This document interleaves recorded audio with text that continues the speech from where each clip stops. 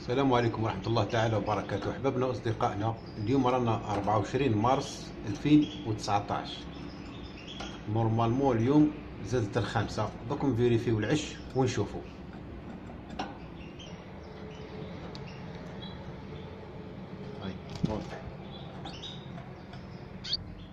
بسم الله ما شاء الله والله أكبر، الله أكبر، الحمد لله يا ربي، الحمد لله الحمد لله. هاي زادت الحبة الخامسة، دوك نحيوها ونعوضوها. ما نعوضوهاش اليوم خمسة، نورمالمون نرجعو لها 4 حبات اللي سبقوا.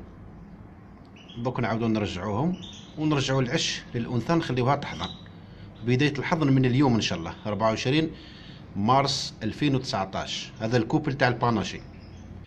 درك نبداو بإذن الله نرجعو لها البيض تاعها الحقيقي ونحيو البلاستيكي.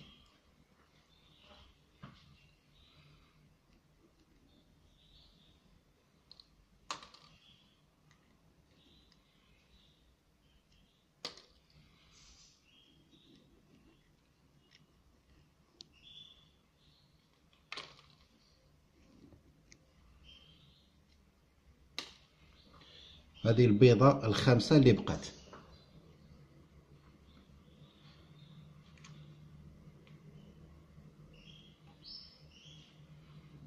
بسم الله بسم الله.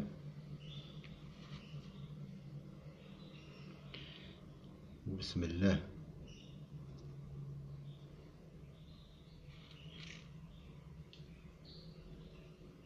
بسم الله.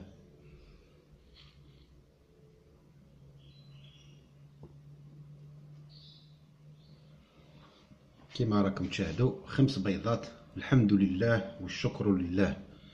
هذه نتيجة الصبر والمثابرة. يعني خاوتي ما تقلقوش وما تزرقوش وما تقولوش راح الحال. وعلى فكرة حبيت نفكركم برك، الأنثى هذه الباناشي عندها حكاية. هذه الأنثى هي اللي صوفات، إلا راكو شايفين الفرخ ميوتاسيون لوتينو ليزيو روج نتاع خونا بن عامر، هذه هي اللي صوفاتو، بيسك الأم البيولوجية تاعو كانت تقتل الفراخ. واش دار؟ نحى البيض وحطو تحت الكنارية، هذه هي اللي حضناتو. كان عندها البيض تاع الكناري، ومن بعد بدينا نوكلوهم يدويا. الى راكم شايفين هذه هي الانثى، يعني حنينه حنينه بزاف بزاف، ما شاء الله عليها. المهم خاوتي، هذه الطريقه والحمد لله، وربي يوفق الجميع ان شاء الله، وموسم انتاج وفير للجميع.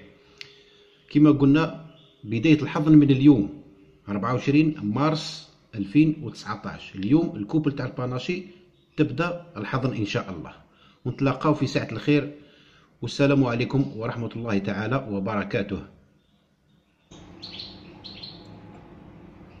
هاي رجعت تحضن البيض، الحمد لله الحمد لله.